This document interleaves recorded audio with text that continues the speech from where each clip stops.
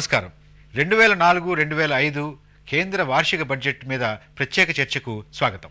గతంలో పంచరంగుల స్వప్నాలని ఆవిష్కరిస్తూ బడ్జెట్ని ప్రతిపాదించినటువంటి Shri P Chidambaram budget ఏ రంగాలకు వారు ప్రాధాన్యత ఇస్తారు, ఏ దిశలో మన ఆర్థిక రంగాన్ని ముందుకు తీసుకువెళ్తారు, సంస్కరణల మీద ఈ బడ్జెట్ ఎటువంటి ముద్ర వేస్తుంది అనేటటువంటి దాని మీద కూలంకషంగా చర్చించడానికి, విశ్లేషించడానికి మన స్టూడియోలో ముగ్గురు ప్రముఖులు ఉన్నారు.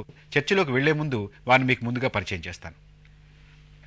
శ్రీ శివస్వామి గారు, కేంద్ర ప్రత్యక్ష పన్నుల బోర్డు మాజీ చైర్మన్. శ్రీ వల్లూరి నారాయణ గారు, ప్రఖ్యాత ఆర్థిక విశ్లేషకులు. శ్రీ దాట్ల రమేష్, సిఏఏ రాష్ట్ర శాఖ అధ్యక్షులు. శివస్వామి గారు, మొత్తం మీద ఈ బడ్జెట్ను చూస్తే ఈ బడ్జెట్ వచ్చే 5 సంవత్సరాల్లో వారు రోడ్ మ్యాప్ గురించి కూడా మాట్లాడారు. 5 సంవత్సరాల్లో ఎలా చేస్తాము సీక్వెన్స్ గురించి మాట్లాడారు, రోడ్ మ్యాప్ గురించి మాట్లాడారు. తర్వాత మొత్తం మీద ఇప్పుడున్నటువంటి 8.2% వృద్ధి రేటును కొనసాగిస్తూ పరిశ్రమల రంగంలో కనీసం లేదంటే 10% వృద్ధి రేటును తీసుకొచ్చేటటువంటి లక్ష్యాన్ని మా ముందు పెట్టుకున్నాము అనేటువంటిది. చేసినటువంటి ప్రతిపాదనలు చూస్తే ఆ రకమైనటువంటి లక్ష్యాన్ని చేరుకునేటటువంటి పరిస్థితి ఉన్నదా? ఇది టూకీగా చెప్పాలంటే రైల్వే బడ్జెట్లో ఉన్నటువంటి కేంద్రీకరణ జనరల్ బడ్జెట్లో లేదు. ఒక విధంగా రైల్వే బడ్జెట్ స్ట్రైట్ ఫార్వర్డ్గా ఉంది. ఫలానా వాళ్ళకి రైల్వే టికెట్ లేదు, ఫలానా పోర్టర్స్కి ఇన్ని ఇళ్ళు కట్టిస్తాము, ఇన్ని కోట్ల రూపాయలు ఖర్చు పెడతాము, ఇక ఇంత హ్యాండీక్రాఫ్ట్స్ ఖాదీయే వాడతాము, ప్లాస్టిక్ కప్పులు వాడము, ఎర్దన్ పార్ట్స్ వాడతాము. వెరీ 1, 2, 3, 4 ఉంది. ఫోకస్ క్లియర్గా అవుపిస్తుంది అందులోని ఇన్ని కొత్త ప్రోడక్ట్కి. కానీ ఆ విధమైనటువంటి ఫోకస్డ్ కేంద్రీకరణ ఈ జనరల్ బడ్జెట్లో అవ్వడం లేదు. ఇది అనేకమైన మంది సలహాలు తీసుకొని మొత్తం మీద ఎవరిని అసంతృప్తి పరచకుండా ఏదో మాదిరి అందరినీ కూడా సంతోషపడదామనే లాస్ట్ మినిట్ చేంజెస్ ఏమైనా చేసినట్టు కనిపిస్తుంది. కానీ మొత్తం ఓవరాల్ స్ట్రాటజీ అంతగా అవ్వడం లేదు. రమేష్ గారు, ఇది రాజకీయ పరంగా చూసినా కూడా అంటే ఇది యూపీఏ ప్రభుత్వం యొక్క మొట్టమొదటి బడ్జెట్ అంటే 5 సంవత్సరాలు ఈ ప్రభుత్వం అధికారంలో ఉంటుంది అని అనుకుంటే కఠినమైన నిర్ణయాలు ఏదన్నా ఉంటే మొట్టమొదటి సంవత్సరంలో తీసుకోవడం అనేటువంటిది చాలా సులువైనటువంటి పని. ఇది ఎన్నికలు దగ్గర పడుతున్న కొద్దీ 3వ సంవత్సరం 4వ సంవత్సరం తీసుకోలేనటువంటి నిర్ణయాలు ఏదన్నా ఉంటే ఆర్థిక వ్యవస్థకి ఒక రకమైనటువంటి మలుపు తిప్పేటటువంటి బడ్జెట్ ఏదైనా ఇవ్వాలంటే ఇప్పుడే సాధ్యమైనటువంటిది. ఎందుచేత ఇవాళ ఆర్థిక మంత్రి ఆ రకమైనటువంటి కఠిన నిర్ణయాలు తీసుకుని ముందుకు వెళ్ళలేకపోయారు? ఇది ఆర్థిక పరమైనటువంటి పరిమితులు వారికి ఏమన్నా ఉన్నాయా? అంటే మేము ఈ బడ్జెట్ చూసిన తర్వాత మాకు ఏమనిపించింది అంటే ఏంటంటే, ఈ కోalition పాలిటిక్స్లో until there is a lot of pressure from the public, change of things will not come అండి. సో వచ్చే బడ్జెట్ మేము అనుకునేది ఏంటంటే ఇంకా బెటర్గా ఉంటుందని మేము అనుకుంటున్నాం. ఎందుకంటే ఈ బడ్జెట్లో వాళ్ళకి టైం ఎక్కువ లేదు, ఈ గవర్నమెంట్ పాలన కూడా ఎక్కువ చేయలేదు. పబ్లిక్ ప్రెషర్స్ వస్తే కానీ వాళ్ళకి రియాలిటీ సింక్ ఇన్ అవ్వదండి. ఇదేమవుతుందంటే నెక్స్ట్ బడ్జెట్ మేమేమనుకుంటున్నాం అంటే will be much better than this budget and it will be more focused అని మాకు భావిస్తున్నాం అండి. నారాయణ గారు, మీరు చెప్పినట్టుగా first year of a 5-year term is the time when you can take tough decisions. అది దీంట్లో ఏం కనిపించలేదు. To give them slightly generous interpretation, వాళ్ళు వచ్చి 1 month 1.5 months అయింది అంటే, but of course neither the prime minister అనుభవశీల మనుషుడే, తర్వాత ఈయన ఫైనాన్స్ మినిస్టర్ కూడా చాలా అనుభవశీల మనుషుడే, అంచేత వాళ్ళకి టైం ఎక్కువ లేదు అనడానికి వీల్లేదు. But to give a generous interpretation, maybe they are just testing the waters and to try to carry on the coalition partners కూడా తీసుకెళ్ళడానికి ఉద్దేశంతో ఫస్ట్ టైమే కఠిన చర్యలు తీసుకుంటే డిఫికల్టీస్ వస్తాయేమో అని చెప్పి నెక్స్ట్ బడ్జెట్లో కూడా చేయకపోతే ఇంకా దెర్ ఇస్ నో క్వశ్చన్. ఎందుకంటే ఆ తర్వాత మళ్ళీ ఎలక్షన్స్ ఉన్నాయి, స్టేట్ ఎలక్షన్స్ అన్నీ ఉన్నాయి, కోalition పార్ట్నర్స్ వెస్ట్ బెంగాల్, కేరళ ఇక్కడ ఎలక్షన్స్ ఉన్నాయి, అవ్వలేదు. So putting a generous interpretation, maybe they wanted to carry their coalition partners this time. They didn't want to వాళ్ళని ఎక్కువ. శివస్వామి గారు, ఇది సంక్షేమం వైపు వెళ్ళినటువంటి బడ్జెటా, సంస్కరణల వైపు వెళ్ళినటువంటి బడ్జెటా, లేదు ఈ రెండిటి యొక్క మేలు కలయిక ఏమిటిది? ఈ రెండింటి మేలు కలయిక అనాలి. ఎందుకంటే రిఫార్మ్స్ అంటే మేజర్గా గత 5 ఏళ్ళు ఏంటంటే లిబరలైజేషన్, ప్రైవేటైజేషన్, గ్లోబలైజేషన్. అంటే ప్రభుత్వం యొక్క పని కేవలం పరిపాలనే, అందుకని వ్యాపారం చేయడం కాదు. కాబట్టి గుడ్ గవర్నెన్స్ కావాలి కానీ గ్రేటర్ గవర్నమెంట్ కాకూడదని అదే ఆ పాలసీ. కానీ ప్రజలు దాన్ని తిరస్కరించారు. ఎందుకంటే దానివల్ల బీదరికం ఎక్కువైపోయింది. సో మొత్తం మీద భారతదేశం ప్రజలు ఎలా అనుకున్నారంటే ఈ లిబరలైజేషన్, ప్రైవేటైజేషన్, గ్లోబలైజేషన్ వల్ల టాప్ 10%కి అభివృద్ధి కలుగుతుంది, కానీ బీదవాళ్ళు ఇంకా బీదవాళ్ళు అయిపోయారని అనుకున్నారు. అందుకే చేంజ్ ఆఫ్ గవర్నమెంట్ వచ్చినది. అయితే ఆ థ్రస్ట్ ఒక ఉదాహరణ చూసుకోండి. ఇప్పుడు ఆర్థిక శాస్త్రవేత్తలు ఏమంటారంటే మొత్తం మ్యాక్రో కాన్సెప్ట్ చూసి లాభం లేదు. పావర్టీ ఎలివియేషన్కి ఫారిన్ ఎక్స్చేంజ్ రిజర్వ్స్ $110 బిలియన్ల అంటే ప్రయోజనం లేదు. Even 8% per annum GDP growth ఉండడం కూడా ప్రయోజనం లేదు. ఒక చిన్న నిన్ననే ప్రవేశపెట్టారు ఎకనామిక్స్, అందులో చూడండి. ఫుడ్ గ్రెయిన్స్, ఆహార ద్రవ్యములు 33,37,00,000 టన్నులు మే 1వ తారీఖు 2004లో ఉన్నాయి. అంటే కిందటి నెల. మనకు కావాల్సింది 1.5 కోట్ల టన్నులే, కానీ హాయిగా 3.5 కోట్ల టన్నులు ఉన్నాయి. కాబట్టి మనం ఏమీ బాధపడకలేదు, హాయిగా కూర్చోవచ్చని రాశారు నిన్న. రోజు పేపర్ తెరిస్తే ఆహారం లేక చచ్చిపోతున్నారని ప్రతిరోజు పడుతుంది. అంటే ఏంటి? అమర్త్య సేన్, నోబెల్ ప్రైజ్ మన అమర్త్య సేన్, అతను ఏం చెప్పాడంటే ఆహార ద్రవ్యాలు స్టాక్ ఉంటే లాభం లేదు, బీదరిక కొనుక్కునేటటువంటి శక్తి కావాలి. ఆ శక్తిని ఇచ్చేటటువంటి దిశలో నారాయణ గారు ఈ బడ్జెట్ ఉందా? మీరు చెప్పినట్టుగా రూరల్ ఏరియాస్లో పర్చేసింగ్ పవర్ ఉంటే కానీ జనరల్ గ్రోత్కి ప్రోత్సాహం రాదు అని చెప్పి అది ఆ పర్చేసింగ్ పవర్ జనరేట్ చేసే విషయాలు ఏం పెద్దగా కనిపించటం లేదు. Except for few agriculture credit increase చేస్తాం, కాస్త అగ్రో ప్రాసెసింగ్ ఇండస్ట్రీస్ చేస్తామన్నాను తప్ప ఏం రాలేదు. రీసెంట్గా కూడా క్రితం వారంలోనో లేకపోతే 10 రోజుల కిందటో ప్రైమ్ మినిస్టర్, చీఫ్ మినిస్టర్ గారి కాన్ఫరెన్స్ తీసుకున్నారు. అక్కడ కూడా ఆయన ఏమిటన్నారంటే చైనీస్ మోడల్ అమలు చేసి రూరల్ ఇన్ఫ్రాస్ట్రక్చర్ బిల్డప్ చేసి rural industrialisation, rural hubs create చేస్తే రూరల్ ఏరియాస్ డెవలప్ అవడానికి ప్రాస్పెక్ట్స్ ఉన్నాయి, దానివల్ల జనరల్ ప్రాస్పెరిటీ ఇంక్రీజ్ అవ్వడానికి అని చెప్పి ఆయన చీఫ్ మినిస్టర్స్ అందరికీ ఎగ్జార్ట్ చేశారు. చేసిన అది కూడా ఈ బడ్జెట్లో రిఫ్లెక్ట్ పెద్దగా ఏం అవడం లేదు. అంటే దేశ ఆర్థిక వ్యవస్థ మీద ఏ రకమైనటువంటి దృష్టితోటి ఈ బడ్జెట్ రూపొందించబడింది? ఇంటెన్షన్స్ అన్నీ మంచియే అండి, కానీ ఎక్కడ ల్యాకింగ్ అవుతుందంటే దేవుడు వరం ఇచ్చాడు కానీ పూజారి ఇవ్వలేదన్నట్లు అయిపోయింది. ఈ డెలివరీ మెకానిజమ్స్ చాలా పూర్గా ఉన్నాయండి. Unless the government seriously talks about the delivery mechanisms, ఇది ఏం చేసినా బెనిఫిట్ అవ్వదండి. ఎందుకంటే ప్రతి రూపాయి బెనిఫిట్కి ₹7 ఖర్చు పెడుతున్నారండి. ఈ పరిస్థితిలో ఉన్నప్పుడు మీరు ఏం చేసినా how it will tickle down to the rural economy అనేది క్వశ్చన్ మార్క్ అండి. ఇప్పుడు మేజర్ ఫోకస్ ఏం చేయాలంటే అండి ఈ ఆస్పెక్ట్స్ మీద కాన్సన్ట్రేట్ చేస్తే సమ్ డెవలప్మెంట్ ఉంటుంది. ప్రపంచవ్యాప్తంగా ఉన్నటువంటి ఆర్థికవేత్తలు ఏం చెప్తారంటే భారతదేశం పేద దేశం కాదు, భారతదేశంలో ఉన్నటువంటి కోటాను కోట్ల మంది పేదవాళ్ళై ఉండొచ్చు. ఎందుకంటే సంవత్సరానికి అధికారికంగా దాదాపుగా 500-600 టన్నుల బంగారాన్ని ఆభరణాల కోసం దిగుమతి చేసుకుంటున్నటువంటి దేశం ఇది. అంటే ఎంతో శక్తి ఉన్నటువంటి దేశం, శక్తి నిబిడీకృతమైనటువంటి దేశం. ఆ శక్తిని బయటికి తీసుకొచ్చి అన్లీషింగ్ ఆఫ్ ప్రొడక్టివ్ ఫోర్సెస్ అంటారు.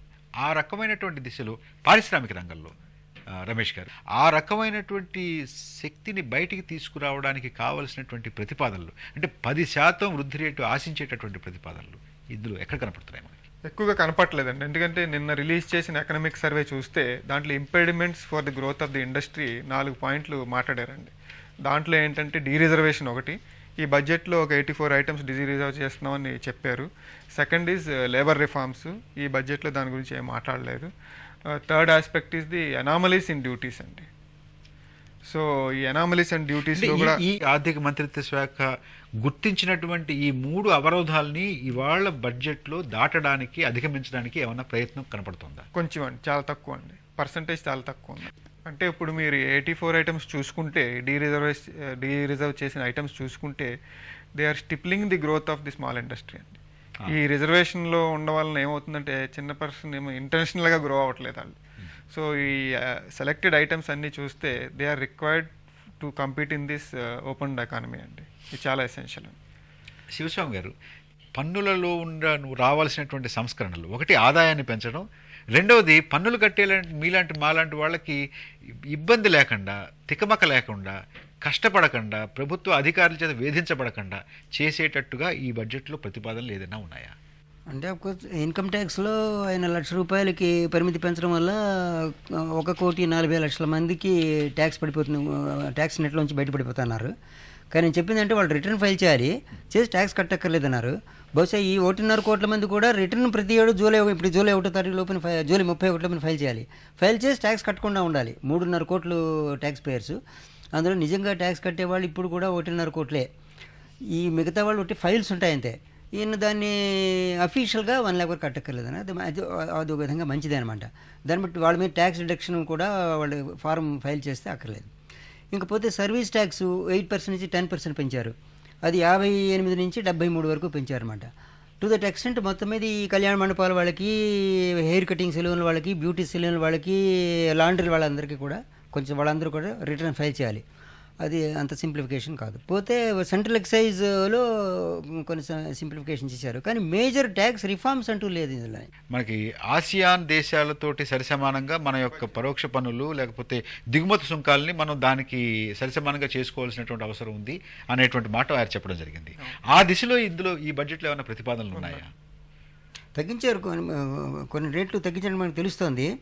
ఇంకపోతే ఏంటంటే విజయ్ కేల్కర్ రిపోర్టు మాత్రం ఫాలో అయినట్టుగా లేదు. విజయ్ కేల్కర్ గారు ఏం చెప్పారంటే అసలు వీటికి ఎగ్జామ్షన్ అనేది ఇవ్వకూడదు, రేట్లు లిమిట్స్ పెంచాలి కానీ ఎగ్జామ్షన్స్ ఇవ్వకూడదు అన్నారు. కానీ ప్రతి ఎగ్జామ్షను ఇంకా పొడిగించారు 1 year. 80IA, 80IB, housing, shipping, hospitals, కొత్తగా హాస్పిటల్స్, వీటన్నిటికీ కూడా 31 March 2004 అయిపోయేది 31 March 2005 వరకు పొడిగించారు. అంటే విజయ్ కేల్కర్ చెప్పిన దానికి ఆపోజిట్గా చేశారు.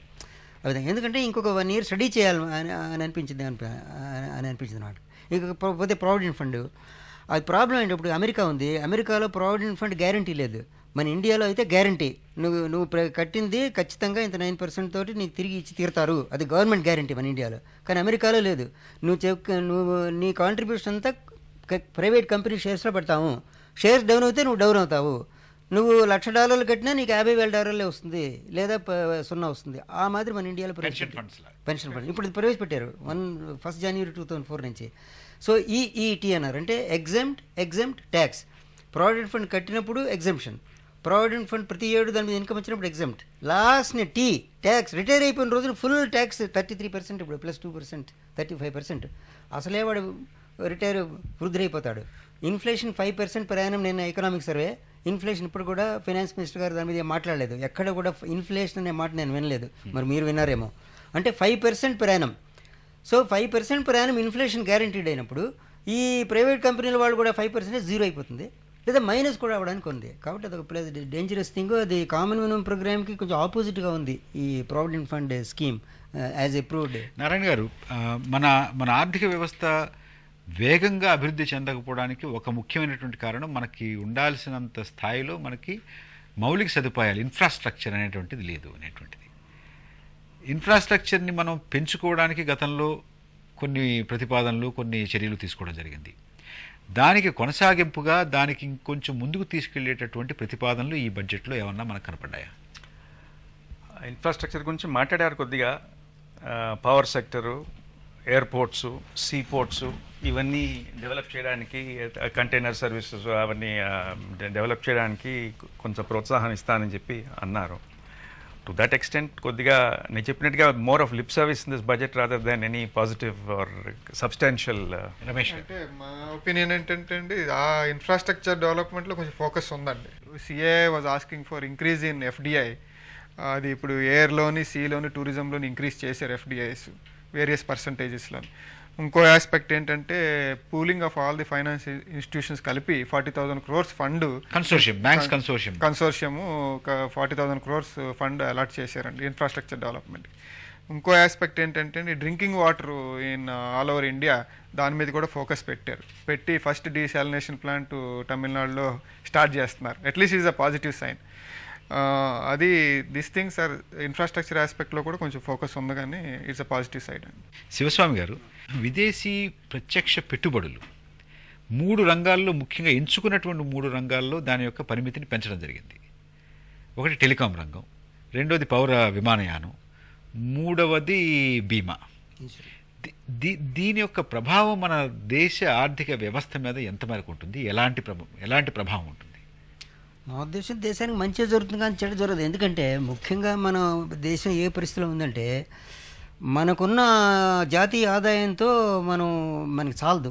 మనం ఇన్ఫ్రాస్ట్రక్చర్ని, మౌలిక సదుపాయాలు పెంచాలంటే రోడ్లు, పోర్ట్లు, ఎయిర్పోర్ట్లు, డ్యామ్స్, ఇరిగేషను అనేక మనం ఏమాత్రం పెరగాలంటే మనం కొన్ని కోట్ల రూపాయలు ఖర్చు పెట్టాలి. లక్షల కోట్లు కాదు, అంత కోట్ల రూపాయలు మన దగ్గర లేదు. ఏడాదికి మన జాతీయ ఆదాయం 24 లక్షల కోట్లు. దీని మీద ఇన్వెస్ట్మెంట్ మనం 24 కోట్ల రూపాయలు. కానీ ఎప్పటికైనా సరే మనం పై దేశాల మీద ఆధారపడవలసిందే. ఏషియన్ కంట్రీస్ కానీ, యూరోపియన్ కంట్రీస్ కానీ లాంగ్ టర్మ్ 25-30 ఏళ్ళు. సో నా ఉద్దేశం ఈ ఇన్ఫ్రాస్ట్రక్చర్కి మోర్ అండ్ మోర్ మనం ఫారిన్ డైరెక్ట్ ఇన్వెస్ట్మెంట్ మీద ఆధారపడమే మంచిది. అది 3 కాకుండా ఒక 20 రంగాల్లో ఆయన అలౌ చేస్తే బాగుండేదని నా ఉద్దేశం. నారాయణ గారు, పన్నుల్ని పెంచి మాత్రమే కాకుండా ఇతరత్ర వనరుల్ని పెంచేటటువంటిది, జాతీయ ఆదాయాన్ని, స్థూల ఆదాయాన్ని పెంచేటటువంటి ప్రతిపాదనలు మనకి ఈ బడ్జెట్లో ఏం కనపడుతున్నాయి? Revenue deficit by the year 2008 బదులు 2009 చేస్తామన్నారు. 2008-2009లో చేస్తాం. దానివల్ల ఎక్కువ ఫిజికల్ స్పేస్ వస్తుంది. 3 పర్సెంటేజ్ పాయింట్స్ ఆఫ్ జీడిపి ఎక్కువ ఫిజికల్ స్పేస్ వస్తుంది. అది న్యాచురల్లీ వెదర్ యూ పన్నుల ద్వారా ఇన్కమ్ రేస్ చేసినా లేకపోతే ఎక్స్పెండిచర్ ద్వారా తగ్గించుకున్న రిసోర్సెస్. సో రెవెన్యూ డెఫిసిట్ తగ్గించుకుంటామని అన్నారు. రెవెన్యూ డెఫిసిట్ ఇన్కమ్ వల్ల ఎక్కువ అయ్యి రెవెన్యూ డెఫిసిట్ తగ్గచ్చు, ఎక్స్పెండిచర్ తగ్గించుకుని ఖర్చు తగ్గించుకుని చేసుకోవచ్చు, లేకపోతే రెండు కాంబినేషన్. ఖర్చు తగ్గించేటటువంటి అవకాశం ఎక్కడ కనపడదులేండి, తక్కువ. నిజంగా ఇన్వెస్ట్మెంట్ ఎఫ్ఐఐకి కొంచెం రిలాక్సేషన్స్ చేస్తున్నాం, రిజిస్ట్రేషన్ సింప్లిఫై చేస్తున్నాం అది అన్న. ఎఫ్ఐఐ మనీ నిజంగా it is not an investment, it's only secondary market. అంచేత అది that does not going to any investment, that is really not investment. So నిజంగా చూస్తే ఓన్లీ ఎఫ్డిఐ 3 సెక్టర్స్లో ఏమో పెంచారు క్యాప్స్. బట్ ఇదివరకు కూడా చాలా సెక్టర్స్లో ఎఫ్డిఐ క్యాప్స్ పెంచారు. బట్ దానివల్ల ఎక్కువ ఎఫ్డిఐ వచ్చినట్టుగా పెద్ద ఏం కనిపించటం లేదు. మన ఎఫ్డిఐ 3 to 4 బిలియన్ దాటి ఎప్పుడు లేదు లాస్ట్ 3 to 4 ఇయర్స్లో. అండ్ లాస్ట్ 3 to 4 ఇయర్స్లో ఎన్కేసింగ్ కమిటీ అని పెట్టారు. ఎన్కేసింగ్ కమిటీ చాలా సెక్టర్స్లో ఈ ఎఫ్డిఐ క్యాప్ ఇంక్రీజ్ చేయమని చెప్పి అన్నారు. కొన్ని చేశారు కూడా, చేసినా కూడా పెద్ద దాని ఫలితం అంత విశేషంగా కనిపించలేదు. డొమెస్టిక్ ఇన్వెస్ట్మెంట్ కూడా పెద్ద ఎక్కువ అవడానికి పెద్ద ప్రోత్సాహం కూడా కనిపించడం లేదు. సేవింగ్స్ లేదు, ఇన్వెస్ట్మెంట్కి కూడా పెద్ద ప్రోత్సాహం ఏం కనిపించట్లేదు. అంచేత గత సంవత్సరం కేల్కర్ కమిటీ సిఫార్సుల మీద పెద్ద ఎత్తున దేశంలో చర్చ జరిగింది. అంటే దేశం మొత్తం ఆర్థిక రంగం గురించి ఆలోచించేటటువంటి వాళ్ళు 2 భాగాలుగా విడిపోయారు గత సంవత్సరం. ఇది చాలా చెడ్డదని కొంతమంది, ఇది ఏమైనా సరే చేసి తీరితేనే దేశం ఆర్థికంగా అభివృద్ధి చెందుతుంది, ఉన్నటువంటి ప్రతిబంధకాలన్నింటినీ దాటి వెళ్ళేటటువంటి అవకాశం ఉంది అనేటటువంటిది. చిదంబరం గారు కూడా ఆ రోజుల్లో వారు ఆర్థిక మంత్రిగా లేనప్పుడు, ఓడిపోయి ఉన్నప్పుడు అనేక చోట్ల వారు వ్యాసాలు కూడా కేల్కర్ కమిటీ సిఫార్సుల్ని వారు ఆమోదిస్తూనే అవి తప్పకుండా మనం దేశంలో అమలుపరుచుకోవాలి అని అంటూనే వారు వ్యాసాలు కూడా రాయడం జరిగింది. ఇవాళ ఉన్నటువంటి బడ్జెట్లో కేల్కర్ కమిటీ సిఫార్సుల యొక్క స్థానం ఏమిటి? If you pick and choose, ఇక్కడ తీసుకుని అక్కడ వదిలేసి, ఇక్కడ తీసుకుని అక్కడ వదిలేసి చేస్తే then it will be a disaster. So either you take the package or you reject the package అని అన్నాడు. అలా ఎలా ఉందంటే మన 5th పే కమిషన్ ఏమిటన్నారంటే జీతాలు పెంచమన్నారు on the one hand, on the other hand staff తగ్గించుకోమన్నారు over a period of 10 years. జీతాలు పెంచడం మాత్రం చేశారు, స్టాఫ్ తగ్గించుకోవడం మాత్రం చేయలేదు. అక్కడ పిక్ అండ్ చూస్ చేశారు, విచ్ హస్ లెడ్ టు రాష్ట్రాలన్నీ వాళ్ళ ఆర్థిక పరిస్థితులు దానివల్ల చాలా డెలికేట్ సిచ్యువేషన్ తయారైంది. అలాగా కేల్కర్ కమిటీ సిఫార్సుల యొక్క స్థానం ఏమిటి వాళ్ళ బడ్జెట్ ప్రతిపాదనలో? కేల్కర్ కమిటీ చెప్పినట్టు ఆ దిశలో కనీసం కొన్ని అడుగులన్నా ఉన్నాయా? లేవండి, అవి ఏం కనిపించలేదు ఈ బడ్జెట్లోని. అంటే మెయిన్ ఈ ఎక్సైజ్ డ్యూటీ ఆస్పెక్ట్లో వాళ్ళు 16% నుంచి 14% తీసుకురమ్మన్నారు. ఇది ఎక్స్పెక్ట్ చేసిన ఈ బడ్జెట్లో ఏమైనా దాని మీద జరుగుతుందేమో అని, అదేం కనిపించలేదండి. సో మేజర్ రికమెండేషన్స్ ఏమీ ఈ బడ్జెట్లో రాలేదండి అసలు. శివస్వామి గారు, అసలు కేల్కర్ కమిటీ రిపోర్టు ఇందులో అవలంబించలేదు అసలు. బహుశా వచ్చే ఏడాది అవలంబిస్తారేమో. ఇప్పుడు మటుకు దాని ప్రభావం ఏమీ ఒక విధంగా పాత రాజా చెల్లయ్య కమిటీ రిపోర్ట్ ఇందులో ఊపిస్తుంది. 10 ఏళ్ల క్రితం, ఎప్పుడో 1991లో 13 ఏళ్ల క్రితం రాజా చెల్లయ్య సర్వీస్ ట్యాక్స్ రికమెండ్ చేసింది అయినే. 1994 బడ్జెట్లో ఫస్ట్ టైం రాజా చెల్లయ్య ప్రకారం ఇన్సూరెన్స్ మీద మొదలెట్టారు దాన్ని. అది ఇప్పుడు ఈ రోజు 73. సో ఈ విజయ్ కేల్కర్ రిపోర్ట్ ఇంప్లిమెంట్ చేయడం చాలా కష్టం. ఎందుకంటే మన ఇటువంటి పొలిటికల్గా ఎగ్జంప్షన్లు ఇన్సెంటివ్లు తీసిమంటే ఎవరు ఒప్పుకోరు. లాబీయింగ్ జరుగుతుంది. సో ప్రజాస్వామ్యంలో లాబీ ప్రతి ఒక్క వర్గానికి ఇంపార్టెన్స్ ఉన్నది. కాబట్టి ఎక్స్పోర్ట్కి ఇన్సెంటివ్ ఇవ్వాలి, సేవింగ్స్కి ఇవ్వాలి, విమెన్కి ఇవ్వాలి. ఎగ్జాంపుల్ ఎంపవర్మెంట్ ఆఫ్ విమెన్ అని ఉంది ఇందులో కనీస ఉమ్మడి ప్రణాళికలో. కానీ బడ్జెట్లో pro women side expenditure side అవ్వలేదు, ట్యాక్సేషన్ సైడ్ అవ్వలేదు. అంతకుముందు ఎప్పుడు విమెన్కి సెక్షన్ 88C అని 5,000 రూపీస్ ఫ్రమ్ ట్యాక్స్ అది ఈనాటికి ఉన్నది, అది పెంచలేదు. బట్ ఎక్స్పెండిచర్ సైడ్ విమెన్ కోసం అలాట్మెంట్ కూడా అవ్వలేదు. అంటే ITI industrial training institutes 500 upgrade చేస్తాం, కొత్త ఐటీఐలు పెట్టాం. కానీ విమెన్స్ ఐటీఐస్ అని లేదు ఇందులో ప్రత్యేకంగాను. ఎంప్లాయ్మెంట్ జనరేషన్ కూడా సహాయక బృందాల గురించి ఒక ప్రస్తావన ఉంది. అంటే విమెన్ ఓరియంటెడ్గా ఇందులో ఈ కామన్ మినిమం ప్రోగ్రాంలో 1, 2, 3, 4 to fully empower women politically, educationally, economically and legally. అది ఈ బడ్జెట్లో అవ్వబడ్డం లేదు. మరి ఒక ఇంటరిమ్ బడ్జెట్ జరిగింది బిఫోర్ ఎలక్షను, ఇది ఆఫ్టర్ ఎలక్షన్ ఇంకొక big interim budget. Real budget బహుశా February 2005. రమేష్ గారు, పెట్టుబడుల ఉపసంహరణ గురించి చాలా నిర్దిష్టమైనటువంటి ప్రతిపాదనలు చేయడం జరిగింది. అంటే పెట్టుబడులు ఉపసంహరించడం అనేటువంటిది ఇక ముందు మేము ఉండగా జరగదు అనేటువంటిది మాట చెప్పగానే చెప్పారు. అంటే కొన్నిట్లో చేస్తాం, కొన్నిట్లో చేయం అనేటువంటిది ఏదున్నా కానీ దాని యొక్క మూలంగా మనకు సూత్రప్రాయంగా మనకు తెలిసింది ఏంటంటే పెట్టుబడులు ఉపసంహరించడానికి ఈ ప్రభుత్వం తయారీగా లేదు, సిద్ధంగా లేదు అనేటువంటిది. గతంలో దీనివల్ల వచ్చేటటువంటి ఆదాయం, దీనివల్ల వచ్చేటటువంటి సమకూరేటటువంటి వనరులు ఇతర సాంఘిక సంక్షేమ రంగాల్లో ఖర్చు పెట్టడానికి బాగుంటుంది అనేటటువంటిది ఇవాళ ప్రధానమంత్రిగా ఉన్నటువంటి వారు ఆర్థిక మంత్రిగా ఉన్నప్పుడు వారు ఇచ్చినటువంటి వాదన. అది ఎందుకు ఉపసంహరిస్తున్నామంటే ఇది ప్రభుత్వం అన్నీ చేయాల్సినటువంటి అవసరం లేదు, మేము ఉపసంహరించి మేము సాంఘిక సంక్షేమ రంగంలో ఖర్చు పెట్టడానికి మాకు కావాల్సినటువంటి నిధులు కావాలి, మేము అంతా పెట్టలేము అనేటువంటిది. ఇవాళ దాని మీద ఎందుకు తగ్గాల్సి వచ్చింది వెనక్కి? అంటే ఇప్పుడు ఒక ఆస్పెక్ట్ చూసుకుంటే దాంట్లో వాళ్ళు డిస్ఇన్వెస్ట్మెంట్ చేస్తామన్నారు నాన్ ప్రాఫిట్ మేకింగ్ ఇన్స్టిట్యూషన్స్ని చేసి బై ఇయర్ టార్గెట్ 5,000 crores పెట్టారు. అపార్ట్ ఫ్రమ్ దట్ హెల్తీ పిఎస్యూస్కి మళ్ళీ రీఇన్వెస్ట్ చేస్తామని చెప్పారు. సో ఆ పక్కనేమో డిస్ఇన్వెస్ట్ చేస్తామంటున్నారు, ఆ పక్కనేమో రీఇన్వెస్ట్ చేస్తామన్నారు. సో ఈ ఆస్పెక్ట్లో కొంచెం కన్ఫ్యూజింగ్గా ఉంది. ఇంకో ఆస్పెక్ట్ ఏంటంటే ఇప్పుడు ఎఫ్ఐపిబి మాడిఫై చేసి ఇన్వెస్ట్మెంట్ కమిషన్ సెటప్ చేస్తున్నారు to attract foreign investments in to the country. This is a very positive sign అండి. కానీ ఇక్కడ ఉన్నది ఏంటంటే ఫోకస్ ఏంటి? ఇప్పుడు ఇదివరకు ఎఫ్ఐపిబి ఉన్న ఇన్స్టిట్యూషన్స్ ఏం చేయలేదు, ఇప్పుడు ఈ కొత్త కమిషన్ పెట్టిన వల్ల అడ్వాంటేజ్ ఏంటి? ఇప్పుడు only like changing the mask అన్నట్లు ఉందన్నమాట. సో ఈ క్లారిటీ ఈజ్ వెరీ ఇంపార్టెంట్ అండి. ఉండి మనం ఈ ఫోకస్ లేకపోతే it will give a wrong signal to the out side investors. Narayana గారు, వెనుకబడిన రాష్ట్రాలు అనేటువంటి మాట వెనుకబడిన రాష్ట్రాలకి కొంత వెసులుబాటు కలిగించేటటువంటి ప్రతిపాదన. రెండోది, రాష్ట్రాలకి అప్పులు బాగా పెరిగిపోతున్నాయి అనేటటువంటి స్పృహ ఆర్థిక మంత్రి గారికి ఉంది.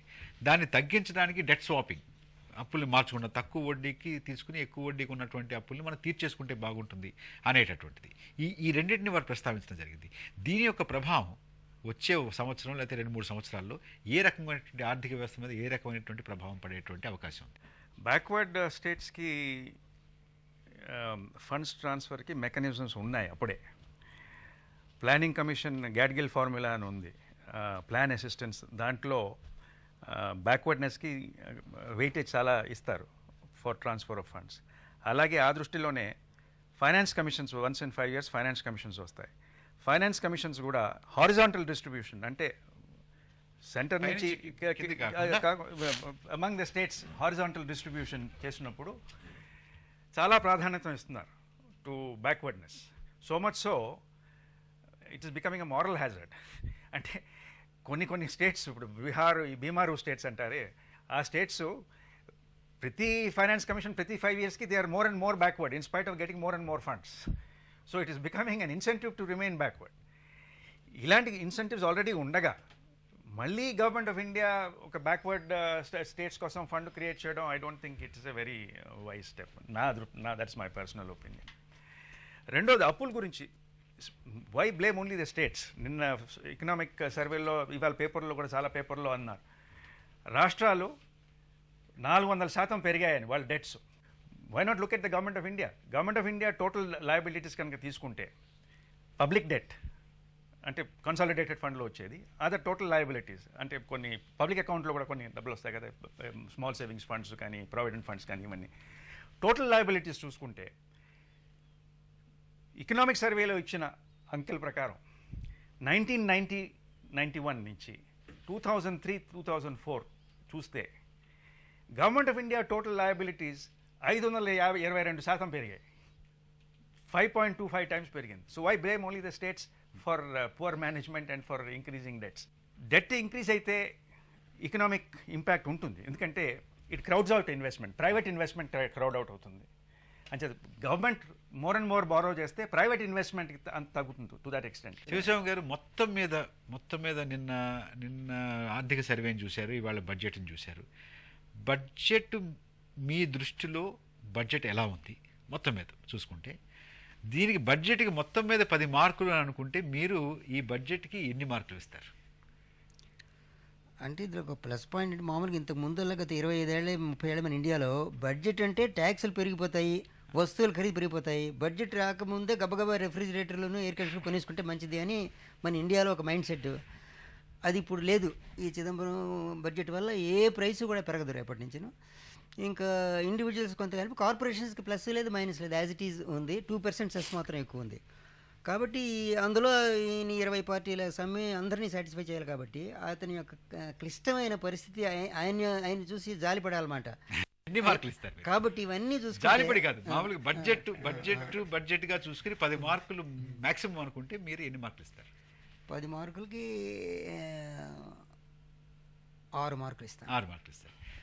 నారాయణ గారు, మీరు మొత్తం మీద బడ్జెట్ మీద మీ అభిప్రాయం ఏమిటి? ఎన్ని మార్కులు మీరు ఇస్తారు? ఈ బడ్జెట్ గ్రోత్ ఓరియంటెడ్ కాదు, ఇన్వెస్ట్మెంట్ ఓరియంటెడ్ కాదు, సేవింగ్స్ ఓరియంటెడ్ కాదు. ఎకానమీ ఇంప్రూవ్ అవ్వాలంటే ఆ దృష్టిలో లేదు ఈ బడ్జెట్. అంచేత from that positive point of view లేదు. నెగటివ్ సైడ్ కూడా పెద్ద ఎక్కువ హామీ కలిగిస్తుందని కూడా నాకు పెద్ద అనిపించట్లేదు. అంచేత ఈ రెండు బ్యాలెన్స్ చేసి I would give between 4 and 5, 4.5. 4.5 మార్కులు. రమేష్ గారు, మీరు? మా ఒపీనియన్లో ఏంటంటే అండి, this budget looks more of a continuity of what is happening in the last few years. So ఆస్పెక్ట్లో చూసి it will be anywhere between 6 to 7 points. Shri Chidambaram ప్రతిపాదించినటువంటి బడ్జెట్ ఏ వర్గాన్ని కూడా ఉత్సాహపరిచినటువంటి దాఖలాలు కనపడటం లేదు. వ్యవసాయ రంగంలో పెద్దపీట వేసి ఎక్కువ పెట్టుబడులు పెడతాము అనేటటువంటి హామీ ఇచ్చినటువంటి ఈ బడ్జెట్ తీరా కేటాయింపుల దగ్గరికి వచ్చేటప్పటికీ స్పష్టమైన చర్యలు కరువు అవడంతో వ్యవసాయ రంగ నిపుణులు కూడా పెదవిరుస్తున్నారు. అలాగే 10% పారిశ్రామిక రంగం వృద్ధి చెందాలి అనేటటువంటి లక్ష్యాన్ని పెట్టుకున్నటువంటి ఆర్థిక మంత్రి 10% వృద్ధి రావడానికి కావలసినటువంటి చర్యలు ఈ బడ్జెట్లో ప్రతిపాదించలేదు అనేటటువంటి అభిప్రాయం కూడా వ్యక్తమవుతోంది. ఇటు సంస్కరణలకి అటు సాంఘిక సంక్షేమానికి ఈ రెండిటి మధ్య ఏం చేయాలి, ఎటు వెళ్ళాలి అనేటటువంటి దాన్ని నిర్దేశించుకోలేకపోయినటువంటి అస్పష్టత ఈ బడ్జెట్లో కనపడుతోంది అనేటటువంటిది చాలామంది నిపుణులు వ్యక్తం చేసినటువంటి అభిప్రాయం. కేంద్ర వార్షిక బడ్జెట్ మీద ప్రత్యేక చర్చని ఇంతటితో ముగిద్దాం. నమస్కారం.